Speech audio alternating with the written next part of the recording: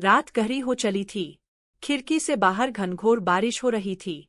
बूंदों की लगातार पड़ती आवाज जैसे किसी भूली बिसरी याद को फिर से जिंदा कर रही थी। मैं चुपचाप कुर्सी पर बैठा खिड़की से बाहर देख रहा था। सड़क पर एक छोटा सा लड़का भाग रहा था और उसका बड़ा भाई उसके सिर पर छाता ताने हुए उसके पीछे चल रहा था। बड़ा भाई खुद भीग रहा था, लेकिन छोटे को बारिश से बचा रहा था। यह दृश्य मेरी आंखों के सामने एक पुराने समय की परतें खोलने लगा। यादें मन के किसी कोने में धूल खा रही थी, लेकिन आज वे अचानक जिंदा हो गईं। मैं 55 साल का हो चुका हूँ। मेरा बड़ा भाई मुझसे 4 साल बड़ा है। बचपन में हम दोनों की दुनिया एक दूसरे के बिना अधूरी थी। साथ खेलते, लड़ते, फिर उसी दोष में गले भी लग जाते। माँ की मीठी डांट हो या बाबूजी की सख्ती, दोनों ने हमें कभी अलग नहीं किया। बचपन की वो निश्चल हंसी, वो तकरारें, वो साथ बिताए पल, सब कुछ जैसे किसी पुरानी किताब की तरह फिर से खुलने लगा। लेकिन फिर एक झगड़ा हुआ और सब कुछ बदल गया।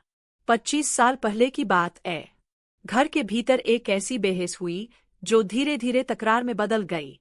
उस समय यह सोचा भी नहीं था कि यह एक झगड़ा हमारे रिश्ते को इस हद तक दूर कर देगा कि हम एक दूसरे से नजरें चुराने लगेंगे। पहले बातचीत कम हुई, फिर बंद हो गई। त्योहारों पर भी बस औपचारिकता निभाने लगे। धीरे धीरे एक समय ऐसा आया जब हम दोनों के बीच सिर्फ खामोशी बची। एक अनकहा अहंकार, एक अदृश्य दीवार खड़ी हो गई जिसे पार करने की हिम्मत किसी ने नहीं की। समय बीतता गया। परिवार के सदस्य समझाते रहे, रिश्तेदारों ने कोशिशें की, लेकिन जब दो दिल ही न बोले तो कोई क्या कर सकता है। हर त्योहार, हर खुशी अधूरी लगती थी, लेकिन जिद ने हमें जकड़ रखा था।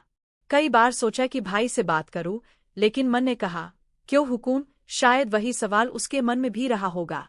पर आज कुछ अलग था। बारिश के उस दृश्य ने मुझे भीतर तक झकझोर दिया। क्या मेरा भाई भी कभी मेरे लिए ऐसा करता था? हाँ, न जाने कितनी बार। बचपन में स्कूल जाते समय वह मेरा बैग उठाकर चलता, बारिश में भीगते हुए मेरा हाथ थाम लेता, हर मुश्किल में मेरा सहारा बनता। और मैंने क्या किया? एक झगड़े को इतना बड़ा बना दिया कि वह मेरे रिश्ते से बड़ा हो गया। मैंने तय कर लिया कि अब यह सब और नहीं। दिल ने कहा, जो होना है सो होना है, लेकिन मैं एक बार जाकर अपने भाई से माफी मांगूंगा, फिर चाहे वह मुझे माफ करे या न करे, कम से कम मैं इस बोझ से तो मुक्त हो जाऊंगा। रात के अंधेरे में, तेज बारिश के बीच मैं घर से निकला। मेरे भाई का घर ज्यादा दूर नहीं था, लेकिन वर्षों की दूरी तय करना आसान नहीं था। दिल धड़क रहा था। क्या होगा? वह मुझे देखेगा भी या नहीं? दरवाजा खोलेगा या अंदर जाने से मना कर देगा? मैं न जाने कितनी आशंकाओं से घिरा हुआ था, लेकिन कदम अपने आप आगे बढ़ते जा रहे थे। जब मैं उसके दरवाजे पर पहुंचा, तो देखा कि वह बाहर अपनी कुर्सी पर बैठा अखबार पढ़ रहा था। यह वही पुरानी कुर्सी थी, जिस पर बैठकर वह अक्सर शाम की चाय पिया करता था। मैंने गहरी सांस ली और आगे बढ़ा। उसने अखबार से नजर उठाई और मुझे देखा। वह चौंका, जैसे यकीन ही न हुआ हो कि मैं उसके सामने खड़ा हूँ। मैंने बिना कुछ कहे झुककर उसके पैर छुए। मेरे आंसू जमीन पर गिरने लगे। शायद वह भी यही चाहता था। उसने छत से मुझे उठाया और गले से लगा लिया। 25 साल का सारा गुबार बह निकला। हम दोनों फुट कर रो पड़े। आसपास के लोग भी खड़े होकर देख रहे थे, लेकिन हमें किसी की परवाह नहीं थी। यह वो पल था जिसे शब्दों में बयान नहीं किया जा सकता। यह माफी का पल नहीं था, यह प्रेम के लौटने का पल था। रात बीत गई।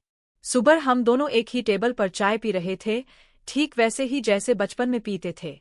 माँ हमेशा कहती थी, भाई से बड़ा कोई रिश्ता नहीं होता। आज उनकी बात पूरी तरह समझ में आ गई थी। जिंदगी बहुत छोटी होती है। अहंकार आपको अपनों से दूर कर देता है, लेकिन जब तक सांसें चल रही है, तब तक रिश्तों को बचाया जा सकता है। माफी मांगने वाला छोटा नहीं होता और माफ करने वाला कभी बड़ा नहीं होता। उस रात मैंने प्रेम को चुना, नफरत को नहीं। और उस एक निर्णय ने मेरी पूरी जिंदगी बदल दी।